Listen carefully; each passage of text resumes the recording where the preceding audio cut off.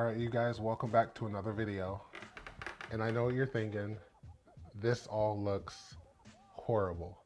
But in my last video, a bunch of people commented on like how great the colors looked, and they were asking me about how I color graded, and someone even asked about my camera settings and about my lighting setup.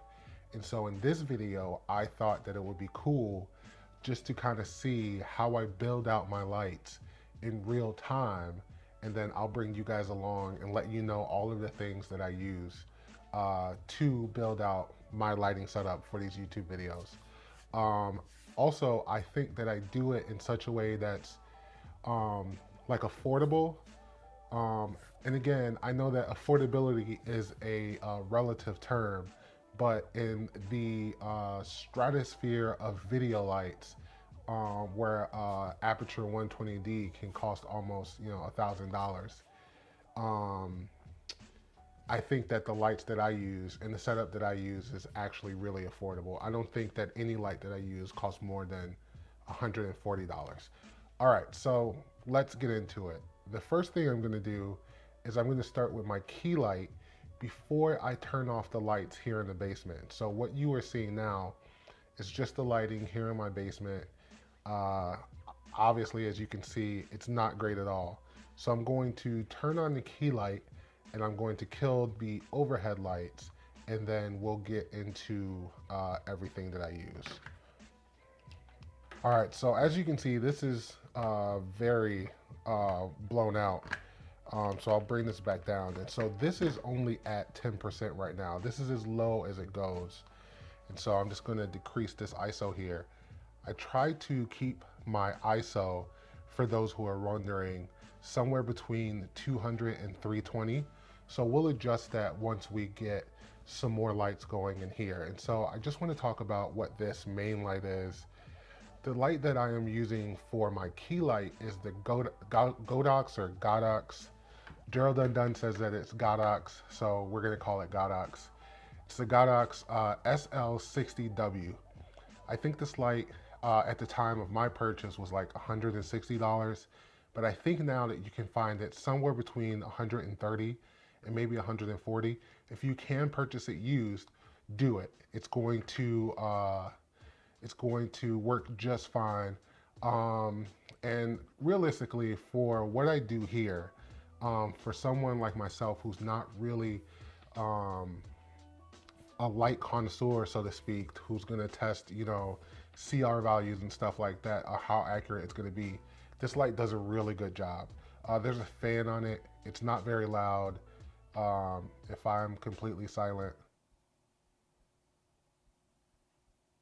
maybe you can hear it a little bit, but this light has been the light that I have been using for all of my YouTube videos. And then I just have like this, maybe a 30-inch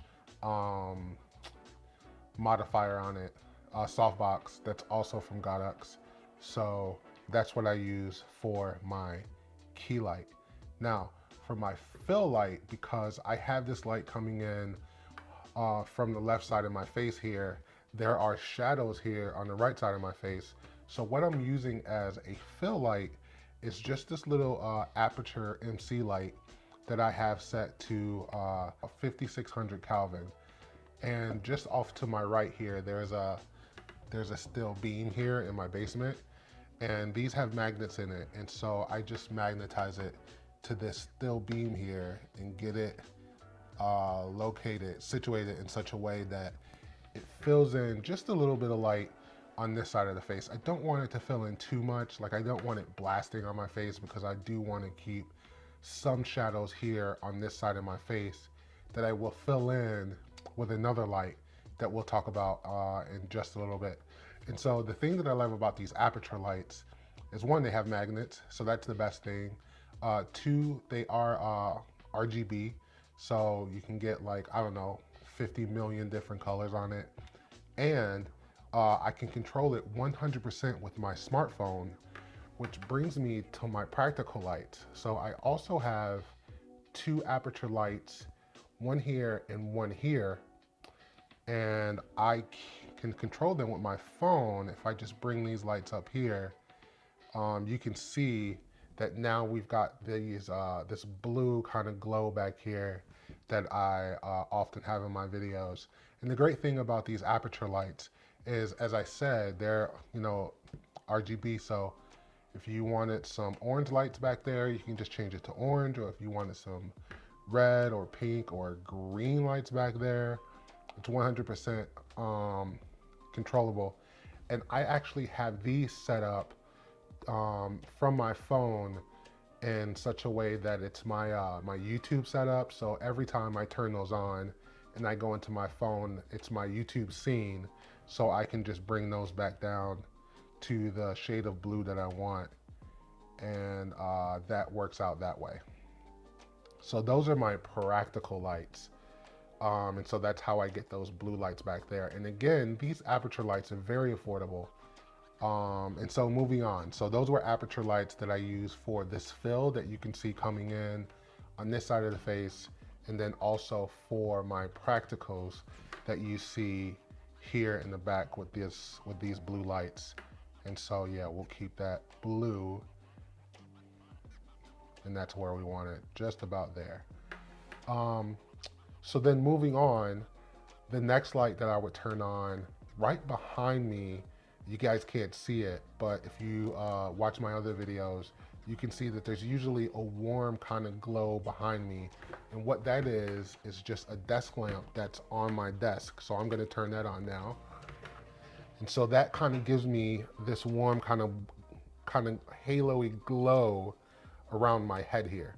And that lamp was like $10 that I got from Target at some point years ago, that I just use on my desk when I am down here working. And so that's what this light does. And then just to kind of give some more light to separate me from the background here, just off to the side here, I have one of these. This is a Young Nuo, is how it's pronounced, light wand, and this is the YN360. Now, the thing about the YN360 is that it is now currently on its 3rd generation. If you guys are thinking about buying one of these, buy the first one, buy the regular one, and here's why. Version 2 and version 3 come with built-in batteries, and you don't want that. You want to be able to hot swap these with these little these MP batteries, so that if this one dies and you still need the light, you can just, you know, take this one out and pop in another one. And so with the built-in battery, obviously you can't do that, and these things don't charge fast enough to just be able to, you know, swap them out in real time. And so these also are 100% RGB. I think this battery's dead. So these are also 100% RGB lights, and they're super powerful. And so with this light wand, I just have it set up as a hair light just over here that kind of gives me some more warm kind of glow here just on the rim of my body, which brings out just a little bit more separation from the background, and kind of, you know, separates me from that. I don't know how else to explain that. Oops, let's turn that off. But that is my hair light. And then the last couple things that I turn on is my laptop and my monitor, just because, again, it kind of builds the scene. It kind of wraps the scene all together. And so I'm gonna turn those on right now. All right, and so here's the scene. So here is what the scene looks like with all of the lights on. And then, like I said, I like to keep my ISO somewhere around 200. So I'm gonna lower that ISO right now. And then just to kind of boost it up just a little bit more, remember I said that this light was at 10%. So just to bring just a little bit more pop in, I'm gonna bring that up to 12%. And so this is how I build the scene. And I think this is, these are all the lights. This is what you guys saw in the last video that you guys were asking me about. And so there's two more things that I want to talk about. And so someone asked me about my camera settings because if you guys don't know, I don't color grade these videos. So what I have, what I record right out of camera is how the final product for this video looks most times. I might add a little bit of saturation, or sometimes I might take some saturation out. But other than that, maybe a little bit of contrast. But other than that, I'm not color grading these videos at all. And so I do keep my shutter speed at 1/50 because I do shoot in 24 frames per second. And if you don't know the rule, shoot at, double your frame rate. And so my camera doesn't do 1/48, so I just keep it at 1/50. I am using an 85 millimeter that I have set to 1.4 is what I had set for the last video. So I'm keeping it at 1.4 for this video also.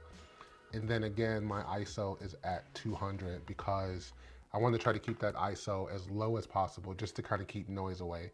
I think that is what kind of set last video apart, is that it wasn't noisy. It looked really sharp and it looked really, really crispy. And so also I'm recording on a Sony a7 III, if that is important to you guys. And I'm using a Rode Video, what am I using? I'm using the Rode Video Go, which is the wireless mic system. Let me know in the comments if you guys want me to do a full review on that. There's a whole ton of them, but if you guys want me to do it, I will do it because it actually is a awesome microphone setup. And then the last thing, as far as my settings go in the camera, I shoot in the regular, like I'm not using any logs or hybrid gammas or anything, but the thing that I do change is in the picture profile, I do put my picture profile on like the cloudy one. And I think that that works best just because, actually, let me make sure that that is where it is right now. So I do think that that works best just for, I don't think it's on right now, and I don't think, oh, and so what I'm doing down here is I am controlling the camera from my tablet here. It just works as like a secondary monitor, just so I can see myself closer here, and then also be able to control the camera from where I am. And so I don't think that the picture profile is set correctly. So I'm gonna do that real quick and then I'll come right back. So it was actually set correctly. So that's it. The last thing that I would have you guys think about is I purposely wore a red top again this time, just because I really felt like this red color really stood out from the background, and I think it made that last video look just a little crispier. So yeah, so take note the top that you're wearing, because I don't think that if I had on like a black hoodie, it would have popped so much. So what I intended to do was just to try to recreate the lighting and all of the settings from the last video that you guys thought looked really amazing. So that's it, right? We got the Godox SL60W here. We have an Aputure light as a fill light. We have Aputure lights as practicals. We have just a regular desk lamp from Target. And then we have this Yongnuo here that's working as a hair light right just out of frame over here. And again, like I said, I feel like all of this is really affordable. This is about $140. These Aputure lights are $100. I think you can find them for under $100, especially if you buy them used, which I think would benefit you a lot. I actually melted this one on Halloween because I threw it in a pumpkin that had like a smoke bomb in, and it's still working really well. So buy used. The Yongnuo lights I think are about $90 or $100 now, and then that's it. So this is how I build out my YouTube videos. This is what it looks like. And yeah, if you guys have any questions, put those questions down in the comments and I will do my best to answer them. Thanks again for tuning in. Thank you guys for all of your really, really nice comments. And yeah, I'm Jamil. This is a boy named Jamil. And I will see you guys in the next video. Peace.